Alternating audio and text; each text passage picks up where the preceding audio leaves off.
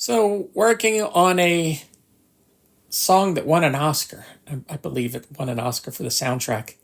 It was a song was called "Vision to a Sunset," and it was Richard Dreyfuss was in the movie.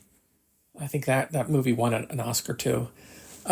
Shawn Stockman wrote the song, and this Shawn's in Boyz II Men, and they asked me to come in and kind of be in the studio and help get things moving along.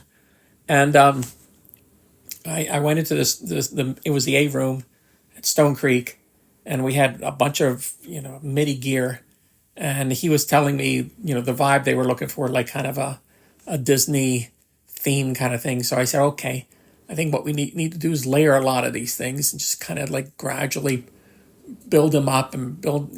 I had this whole idea, and I said, yeah, that sounds great.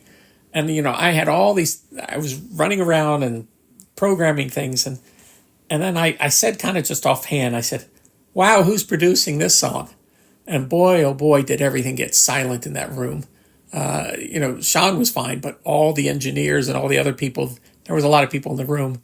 They got very silent, and I did not know you don't say things like that. But in the end, song did well, and I'm pretty sure it won an Oscar. And they told me, you're going to get something for this. And I said, oh, that'd be great. And in the end, my name wasn't put on anything. And I asked why. And they said, they didn't have enough space to put your name in there. I go, all right. So things you do as a pro audio salesman, under the guise of, teaching your clients how to use the gear, sometimes ends up being a big deal. And you just don't get credit for it because it's under the guise of, well, that was a demo and you were just showing me how to use the gear. But you actually went above and beyond making the gear do exactly what they needed to do. So you're kind of a product specialist for it. But that's how it happened. And you just kind of move on and go to the next project. I just looked up the song.